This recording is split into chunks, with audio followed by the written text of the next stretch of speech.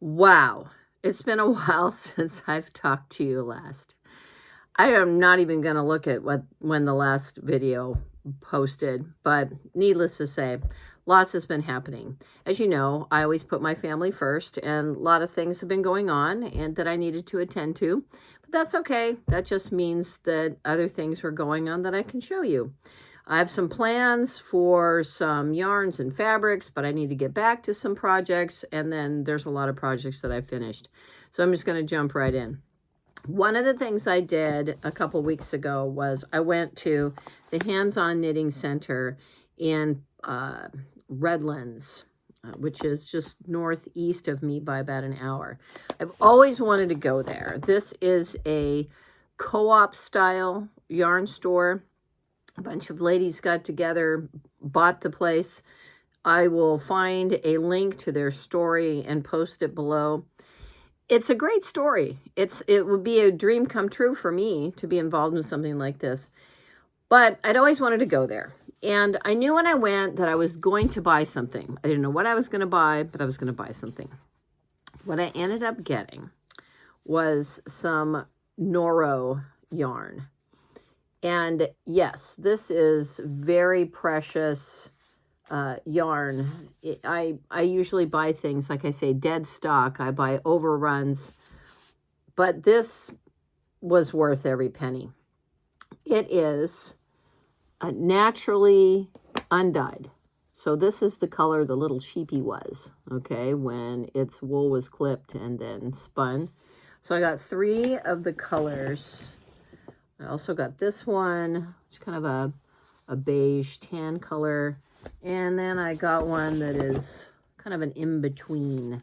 So these 3. Now, what am I going to make with it? I am pretty sure it is going to become some type of a sleeveless lopa pesa, something with a yoke and a very simple design, something that I will design myself, come up with, but that's going to be for late summer. I am going to be working on, after I finish the Fair Isle sweater that is in progress now, I'm going to go back to a regular schedule of working on winter things in June, or like June, July, August, and then summer things September, October, November, or spring things, something like that. It just makes most sense. Anyway, so that is that. I also flipped everything over to Mercari from some other platforms, and it was immediately a better idea. Now, because Mercari has a limitation of, I think, 16 characters in the name of your store, it is Mishka Larson Creation without the S on the end. I've thought about changing it, but I just need to keep some consistency. So you can see all the Japanese rice bags, any knitwear that I have completed up there, and a lot of quilts of different sizes. Plus a few things that are not handmade. As some of you know, I make magic at a very large theme park. So sometimes I acquire items that I just don't need anymore. Now, none of these are things I purchased with my discount. I actually got them full price. Why? I don't know, but I wanted them at the time. Don't really need them. So I'm kind of paring down all of that. All right, next thing is quilts. I completed 2 larger quilts. One of them, I'm going to see if I can show you this. The first one was a gradient quilt using almost the last of. I still have a little bit less left, enough to make a smaller, what I call pet kid quilt, 3x3. But this is the very last of some batik I had and some Giucy Giuce Deco Glo II. I'm going to go ahead and open this and see if I can get it to the right top and bottom here. All right, here we go. Now, I'm going to show it to you in increments. You can see that the seam binding is some 100% cotton seam binding. I had 4 colors available that mimic the colors in the gradient quilt. So I'm just going to lift it little by little. It is full size. You can see the whole thing on my Mercari. And here's the bottom. It was done with simple top to bottom quilting and some diagonal lines to mimic the diagonals in the gradient. And the back is one of my favorite parts. Very brightly colored kitty cats. So that is the back. That is the gradient quilt that I completed. And then what I did with the squares that I had developed, I developed 2-piece squares of a batik and a Deco Glo. And what I used with the rest of them, what I did was I made another quilt. Let me see if I can get the top and the bottom. I think this is, here we go. All right. No, that's not right. Here we go. I don't think there is a top and a bottom. I think it could be any way. But what you can see is it's mostly blues and greens and purples, and then there are some oranges in there. And if I turn it the other way, you can see how I did that. This was quilted using concentric circles. So these are actually spirals, and on the edging, I did concentric circles, very abstractly, all over. And then the edging is yellow bee, 100% cotton, and the backing is blue bee, 100% cotton. You can really see the concentric circles and the spirals there. So those are 2 of the quilts that I completed. Those were very fun to do, but they took time. And in doing them, I set aside my knitting for a little bit. I see people that have piles and piles and piles of quilt tops set aside to be quilted. And I know a lot of them send them out to long armors, which is great. I just don't choose to do that because each one of my quilts is absolutely unique from the one before and the one after. I'm never going to do anything the same way twice. But I do them. I do the top and I sandwich it together and quilt it to get it done. Now, the one thing I did differently this time was I glue basted the backing and the quilt top onto the batting. I had never done that before. And I'm going to link the YouTube video I watched so you can see how I learned the process. I've watched people do this before, but this one particular video really helped me a lot. So I did that, and I'm absolutely 100% sold. Now, anybody who's seen some of my other quilts where I kind of do this log cabin thing where I start in the middle, I just keep going around, and I don't stop and do a simple square, and I just do an entire 3x3 quilt. In fact, I did an entire full-size quilt for my brother that way. It was kind of crazy. I would quilt the pieces onto the batting and pin the backing on so that as I was quilting it, I would have to keep smoothing out the batting and a lot of puckers would happen. So the next time I do this, I am just going to pre-glue base the backing onto the batting and then proceed to do this round and round. Maybe I will actually do a video showing the process. I'm not big into process videos because I have cats which are all asleep right now, knock on wood, so they're not likely to jump into the video. Now, one thing I have that I put up on my Mercari that I curated but did not create myself, I'm estimating, and I've asked a bunch of seamstresses, people that are familiar with different kinds of fabrics, and a couple of fabric store owners that have been around for a long time about the age of this, and we all agree it's probably 50 years old. It is a yo-yo. I'm going to call it a quilt, yo-yo quilt. But each one of these is a circle that was stitched and then pulled close and then flattened. And then each one of these is hand stitched together. There are over 2,500 yo-yos that make up this approximately 94 by 94 inch quilt, bedspread, bed cover, whatever you want to call it.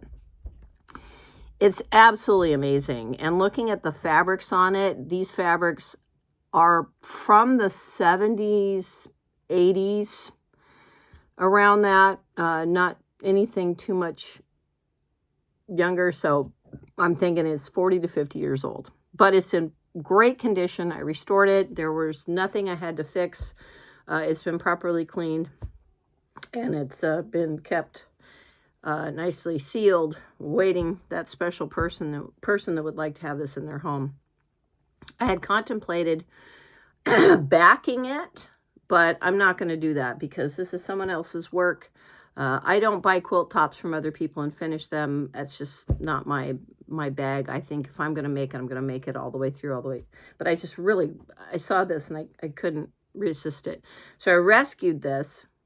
And again, it's in great condition, so it's up on my Mercari for that special person that thinks it would be a great addition to their home or their collection. Now, a couple of other things I did acquire about 12 to 15 yards. Haven't measured it, so I'm not exactly sure how much I have, but some slubby cotton, linen look fabric. I said it's slubby. But it's not denim, so it's not like a 12 ounce or anything. It's a regular cotton weight.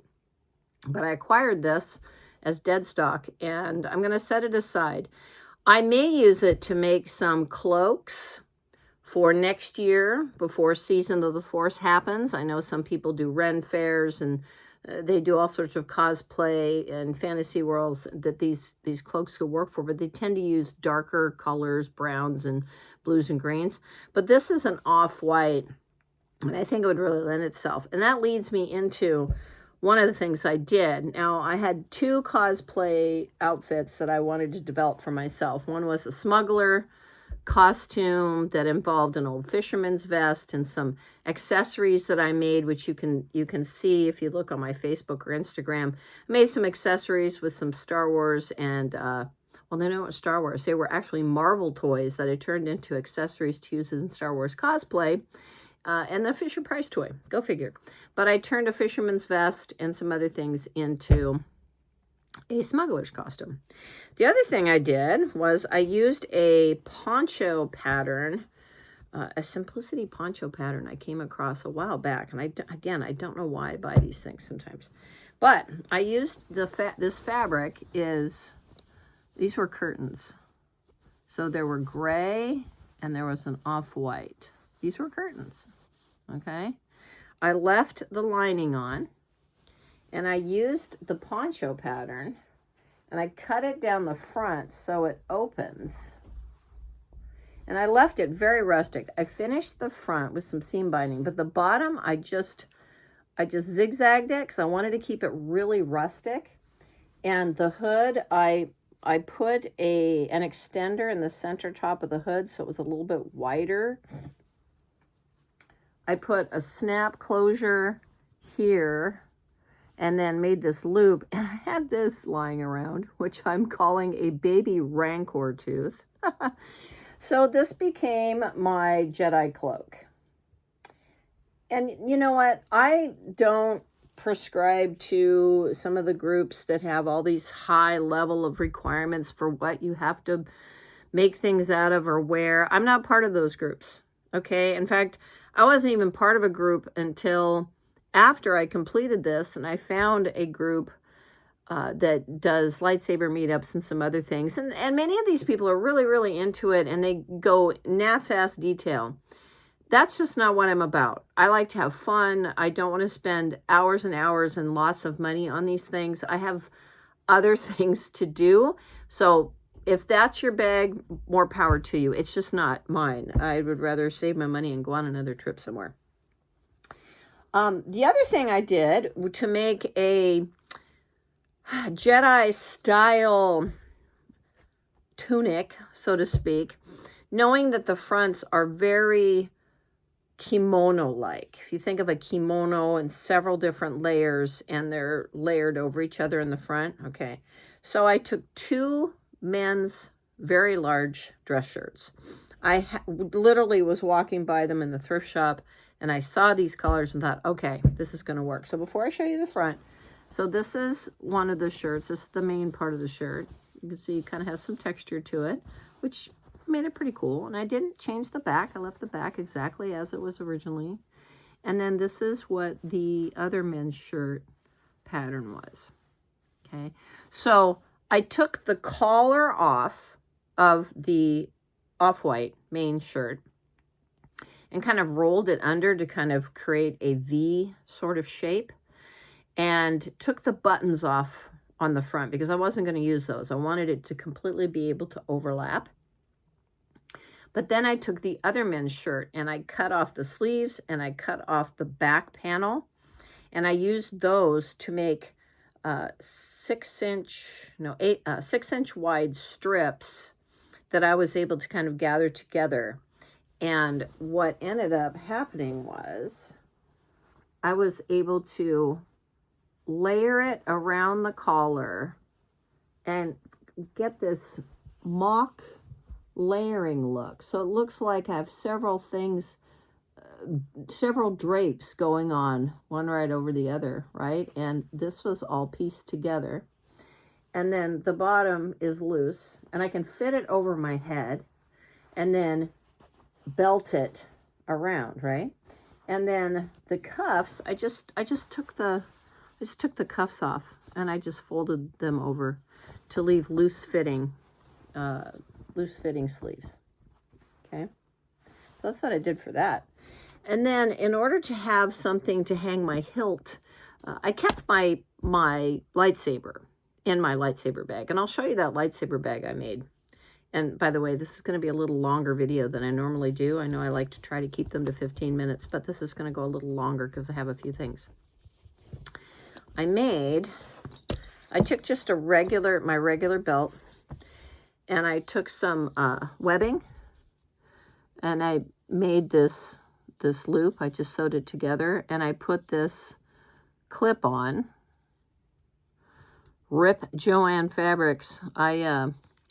I found a few pieces of hardware to save for later. So I put this on there. And now all I have to do is that I can just put it on my belt.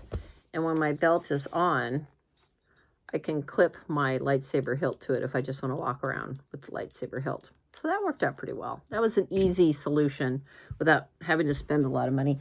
I was going to make a holster style bag.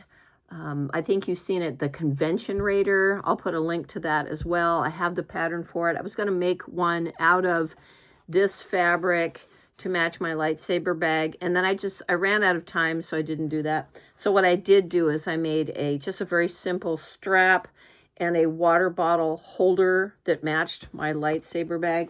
So I got a lot of questions about this. I took my black lightsaber bag that I originally got a few years ago when I built a lightsaber, and I cut it down the center and laid it flat. I didn't make a pattern per se. I literally overlaid this upholstery fabric on it, and then left the foam inside where the hilt goes, and then the blade goes down here. And I used seam binding to re-seam it on the outside. And I just, again, very rustically finished the bottoms. It's just rustic, right? I'm a gray Jedi, and I put the handles on the outside. I took the original handles off and just added some webbing, same webbing I used to make my belt loop. And then this is a new strap I made with the cotton webbing, just so everything matched a little bit. I put a drawstring through the top just so it could close a little more tightly. And then I have this on the end of my hilt so I can pull my hilt out because it did make it a little tight. If I were to do this over, I would make this a little wider in circumference, but I didn't do that. That's okay. I have this little loop, and I can take this off. It's just a simple half hitch. I can take that off when I put my hilt on my belt. So that's what I was doing that's Star Wars related. It was very fun. We had a meetup at Galaxy's Edge, which some of you know that I make magic there on the Millennium Falcon. And so we had a non-Disney sponsored lightsaber meetup last Friday. It was very fun. We had a good time. A lot of people were there. Some people that didn't even know what we were doing and had their lightsabers, we encouraged them to join in. It was a lot of fun. That's what I love about the Star Wars community, is that we just really get together and have fun. And I know there are some that get so deep into it. Their costumings are absolutely incredible, and their lightsabers they build, I can't even begin to tell you how exquisite they are. I'm just not going to do that. I have other things to do with my time. So I was happy that people liked my costume, and I got a lot of questions about it, and I was able to talk to some guests about our group, and it was fun. All right, now back to some thrifting. You saw that my cloak was made out of curtains. I also found this, I forgot what it's called. It's it goes across above your curtains. I forgot what it's called, but it goes above your curtains and it covers the hardware that your curtains hang from. You know what it's called. I don't know what it's called. Anyway, I got this piece, and I'm going to estimate it's probably 8 feet long. When I saw this, I saw a bag, and I have a couple of patterns, which I will link below, for a couple of bags that I think would be great, because this is just, the top is automatically done for me, right? And it's automatically lined for me. This is some really nice fabric. I like this, and I love the color of it, and I just think it'd be a really nice bag. I think the handles might have to be round, maybe more like a handbag. Do you know what I mean? But we'll see. So those are definitely going to become bags. And then I found these. These are placemats. Placemats. I started to pin it together, so I'm going to have to open it up. But these were like placemats. I don't know why anybody would. It's not a pillow cover. It's a placemat. Look what they did. It's got yarn woven in. So I don't know if they bought it this way or if they did it. I don't know. But it's lined or backed. So I'm going to put it together into a handbag. And I'm going to try to leave the fringe on the edges. So I've got some ideas about that. So I've got it kind of preliminarily pinned together to make it into a bag and put a magnetic clasp inside the top. I went rummaged through because I was getting rid of some things, and I found this small quilt that I'm probably going to cut up and make some smaller bags out of, but I really liked it. So maybe 4 squares. I don't know. And then I found this one too that I'm going to cut apart and use the applique pieces to put onto a bag, maybe an off-white canvas bag.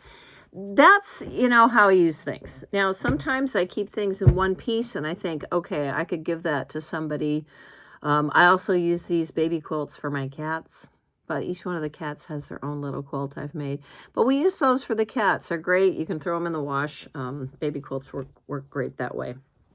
Then the last thing I'm going to show you is I found this shirt.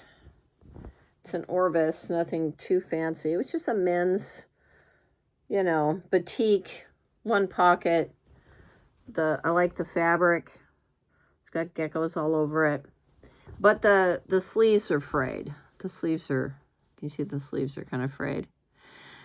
I didn't buy it for the shirt. I bought it for the fabric. Now, I can take the buttons off. Those buttons can be reused. But I'm going to cut it up for the fabric because I have a little bit of batik left. Not a whole lot. I have a little bit left. And if I use that and what I have left, I can at least get a 3x3 out of it. I just want to use things up. Now, normally, I wouldn't cut up a shirt like this, like those men's shirts. I make sure I get the huge, really big sizes that don't get sold as much. And I try to find ones that have little flaws in them somewhere so that if I cut it up, I don't feel so badly about cutting up. I don't want to cut things up that people can really use later. I try to avoid that. The baby quilt's I don't worry about so much, but clothing I think about, because somebody out there could use that piece of clothing. So I try to make it better maybe, but otherwise I don't cut it up. Well, that was a lot. 10 minutes past my usual time, but I wanted to fill you in on what I was doing. I'm going to get back to the Fair Isle sweater or vest that I was working on before. That's what today is all about for me before I go make some magic in Galaxy's Edge tonight. So if you're ever in the park at night during the week, look for me in California. I am there most evenings. Sometimes it's hard to find us because we do all sorts of different things around the land. But if you're a Star Wars fan, it's a great place to hang out. If you didn't get to participate in Season of the Force this year, it will happen again next year. And although late by a couple of days, happy May the 4th. May the Force be with you, as we like to say. Have a wonderful week. I promise to be back next week. I should have the knitted vest done or close to completion, and I will be starting on a couple of new projects. I just haven't decided what I want to do yet. Have an awesome week. Be creative, and if you don't know how to be creative, go to a library, check out some books, find something that piques your interest, and get started today. Bye, folks.